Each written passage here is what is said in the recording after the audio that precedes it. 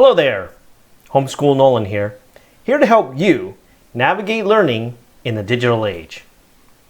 If you follow the news, you may have noticed that the island of Taiwan has been in the news a lot lately. And today, I'd like to share my thoughts on why Taiwan matters, not just to the people living there, but to the entire world. My own parents immigrated from Taiwan to the United States many years ago, so naturally, I have a personal interest in the subject. But even if you have no personal ties to the island of Taiwan, I'd like to share a couple of reasons why students and homeschoolers living anywhere should consider including Taiwan as part of their social studies curriculum. First of all, what happens in Taiwan over the next few years will likely shape the kind of world our children grow up in. Now, what do I mean by that? Well, to summarize the situation today, the government of China has always believed that Taiwan is a part of China.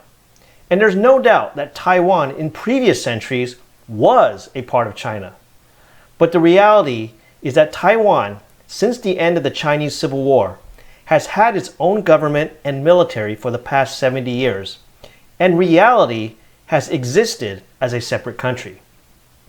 But recent rhetoric from China's current leader has suggested that China might try to forcefully reunify Taiwan with China in the near future.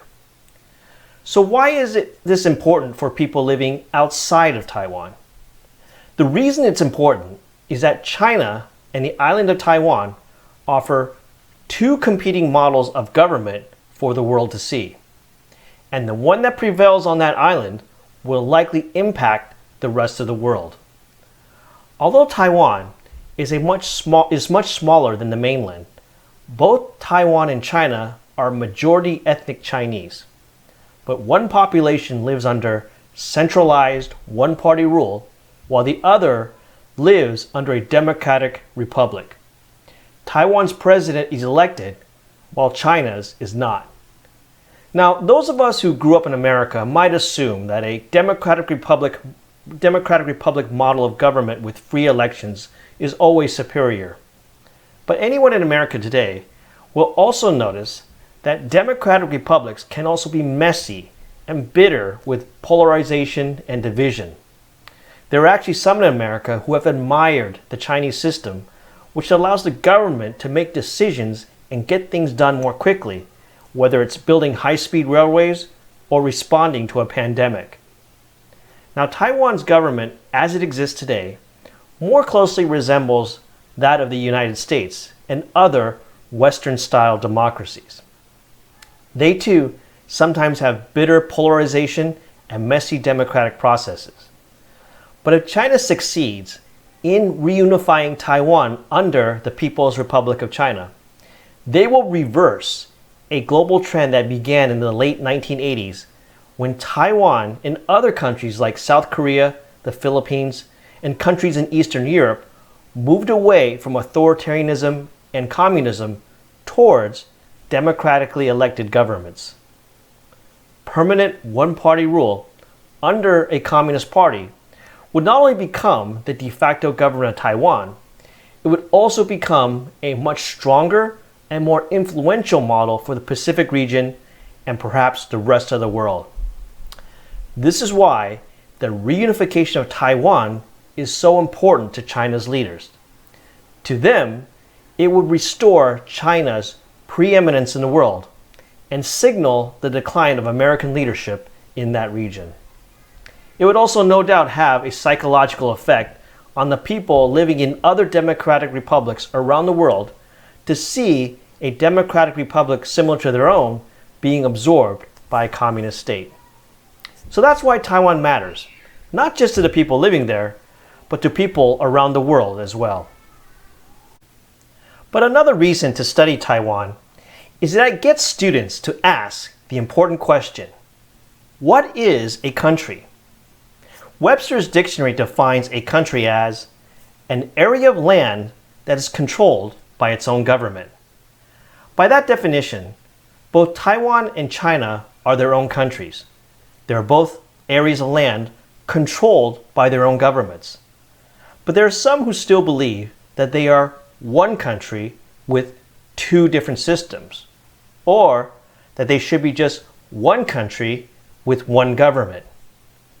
Regardless of which country you live in, social studies students and homeschoolers everywhere can take the example of Taiwan to ask themselves, what exactly defines a country?